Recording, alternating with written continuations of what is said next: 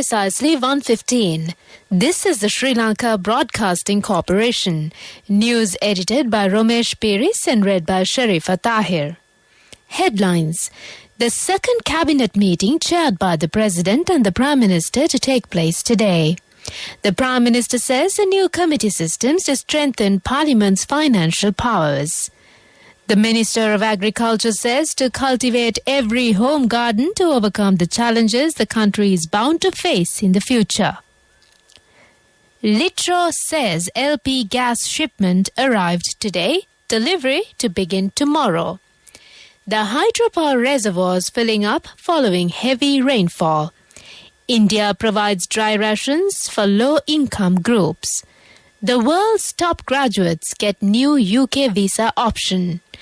And on international news, President Zelensky visits the front lines in Ukraine's battle-scarred northeast. In sports, cricket, Sri Lanka cricket to propose for transfer of Asia Cup 2022 venue. Local news in detail now. The weekly cabinet meeting is scheduled to be held today, chaired by President Gotabaya Rajapaksa and Prime Minister Ranil Wickremesinghe. This is the second cabinet meeting after the appointment of the new cabinet. However, an all-party government is currently in place and it is reported that several more ministers will be appointed this week.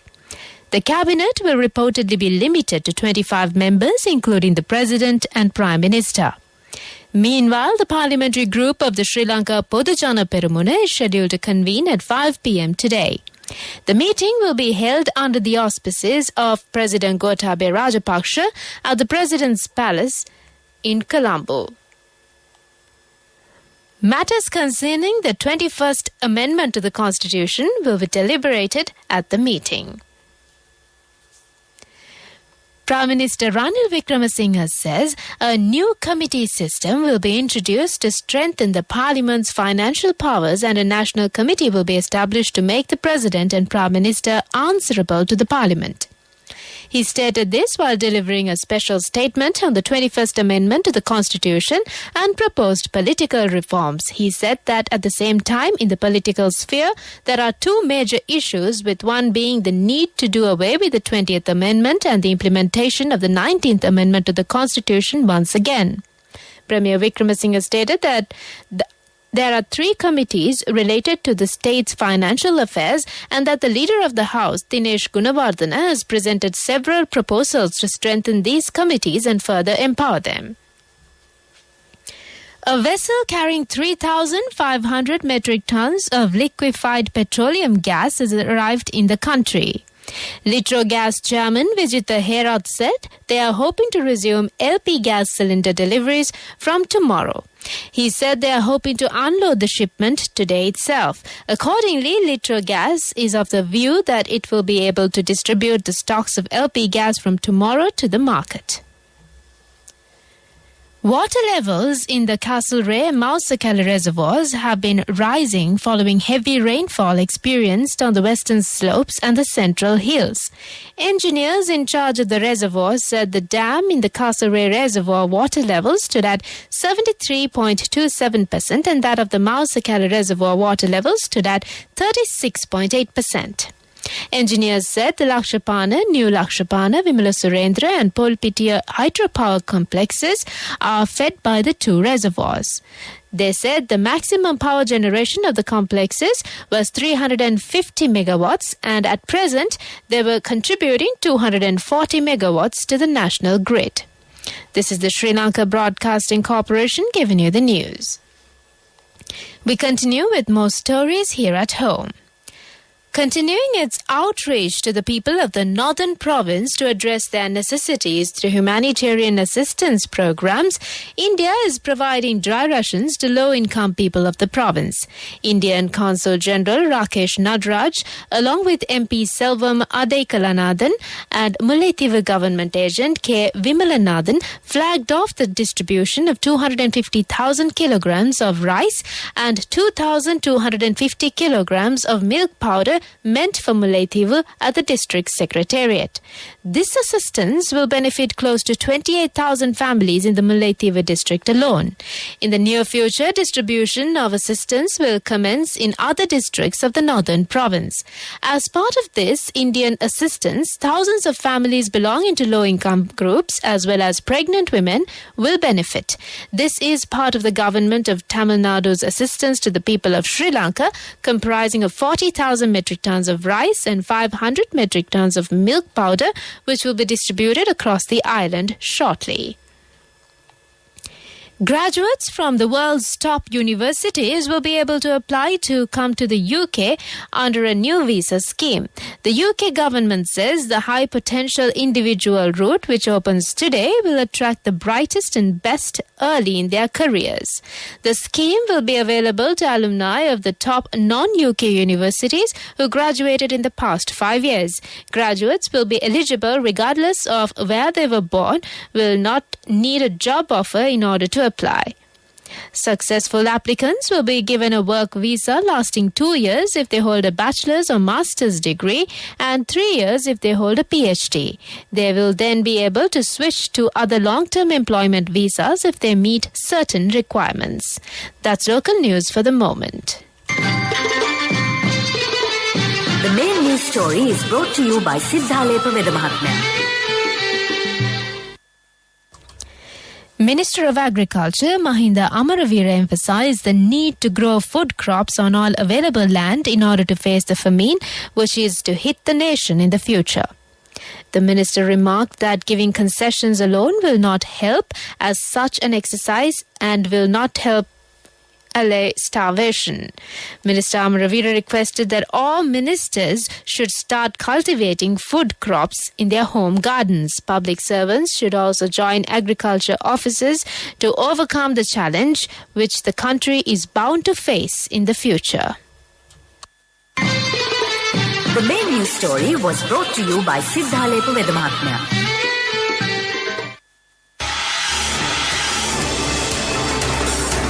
This is Watchlight.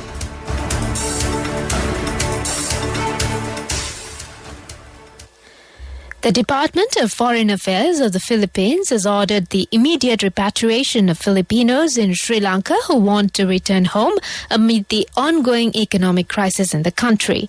Filipinos in Sri Lanka who wish to return to Philippines may contact the Philippine Consulate in Colombo through 011 432 2267 011 432 2268 011 230 7162 or by visiting the websites philcon.cmb@cotrop.net or philcon1.cmb@cotrop.net. Last week, the DFA said they were ready to repatriate nationals should circumstances necessitate their return to the Philippines. And that's on Watchlight. Coming up, World News.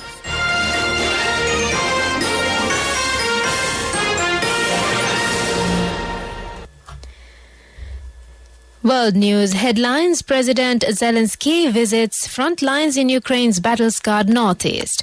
Shanghai allows businesses to reopen from the 1st of June. The WHO says monkeypox presents moderate risk to global public health. World News in detail. Ukrainian President Volodymyr Zelensky has visited troops on the front line in Ukraine's war-torn northeast Kharkiv region, his first official appearance outside the capital Kyiv and its nearby regions since the start of Russia's invasion on February 24th. Zelensky's office posted a video on Telegram of him wearing a bulletproof vest and being shown heavily destroyed buildings in Kharkiv and its surroundings on Sunday. His visit also sends a strong message that Ukraine remains on a strong footing in the war against Moscow. Authorities in Shanghai say restrictions on businesses will be removed from Wednesday for the first time since the city was hit by a recent coronavirus outbreak. The decision comes following 2 months of lockdown measures for the Chinese commercial hub. The daily tally of the new cases in Shanghai dropped to just over 100 on Saturday from more than 20,000 at the peak. The authorities earlier announced a plan to restore normal life and business activities from mid-June onwards while keeping coronavirus infections under control. Finally, on world news, the World Health Organization says that monkeypox constitutes a moderate risk to overall public health at global level after cases were reported in countries where the disease is not typically found. The WHO said the public health risk could become high if this virus exploits the opportunity to establish itself as a human pathogen and spreads to groups at higher risk of severe disease such as young children and immunosuppressed persons.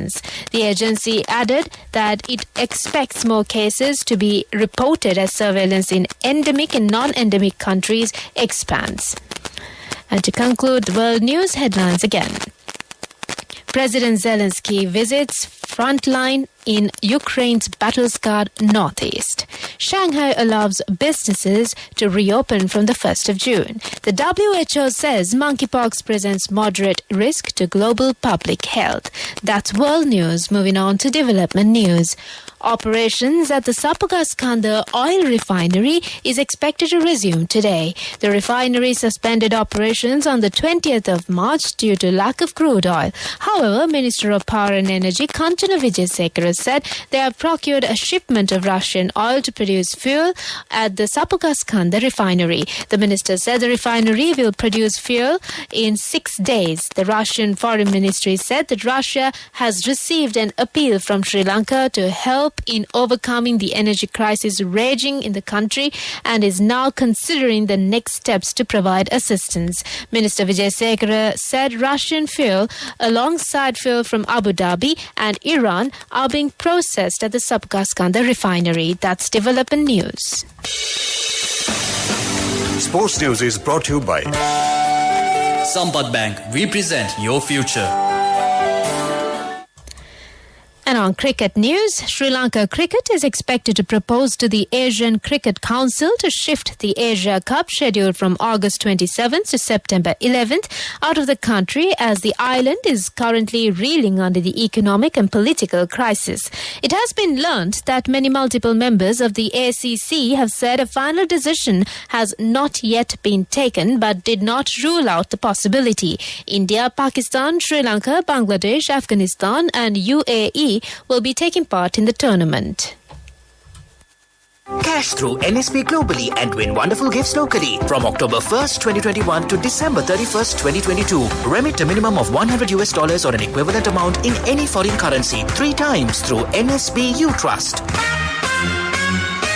Business News, sponsored by National Savings Bank, the safest place for your money. The Grand Bell Hotel Colombo Board of Investment approved $60 million worth Japanese investment visible in the heart of Colombo recently opened its doors, welcoming all to experience a fusion of Japanese and Sri Lankan hospitality. The hotel is also another feature that depicts the traditional bond shared between the two countries, which goes beyond business. Business News, sponsored by Cash through NSP globally and win wonderful gifts locally. Will you be the lucky winner of the NSP Golden Jubilee? 50 gold sovereigns for the top prize winner of the NSP Golden Jubilee. Scooters for the 10-second prize winners. iPhones for the 10-third prize winners. Mountain bikes for the 29 fourth prize winners. From October 1st, 2021 to December 31st, 2022. Remit a minimum of $100 or an equivalent amount in any foreign currency 3 times through NSB U Trust. And on economic news, Minister of Power and Energy Kanchana Vijayasekara says that he met with the governor of the central bank this morning and discussed the forest requirements of Ceylon Petroleum Corporation for the month of June. The total requirement for June imports will be $554 million. $100 million will be facilitated through the existing Indian credit line. A $500 million new ICL facility is also being discussed. The weather report. And on the weather update, the Department of Meteorology forecasts the prevailing showery and windy condition over the island to enhance slightly during today and the next few days. Showers or thunder showers will occur at times in the western, Sabaragamu and northwestern provinces and in Kandy, Nuwara, Galle and Mathura districts. Heavy showers above 100 millimeters may occur at some places in the western and Sabaragamu provinces and in Nuwara, Puttalam, Galle and Mathura districts. The department said several spells of showers may occur in the Anuradhapura district. Showers or thunder showers will occur at a few places in the Uva province and in Ampara and Batikla districts during the evening or night. Strong winds about 40 to 50 kilometers per hour can be expected at times in the western slope of the Central Hills, northern, north central and northwestern provinces and in Trincomalee and Hambantota districts. That's the weather update. Back to the headlines before we wind up this bulletin of news. The second cabinet meeting chaired by the President and the Prime Minister to take place today. The Prime Minister says a new committee system to strengthen Parliament's financial powers. The Minister of Agriculture says to cultivate every home garden to overcome the challenges the country is bound to face in the future. Litro says LP gas shipment arrived today, delivery to begin tomorrow. The hydropower reservoirs filling up following heavy rainfall. India provides dry rations for low-income groups in Sri Lanka. The world's top graduates get new UK visa option. International news, President Zelensky visits the front lines in Ukraine's battle-scarred northeast. Sports, cricket, Sri Lanka cricket to propose for transfer of Asia Cup 2022 venue. With that, we conclude this bulletin of news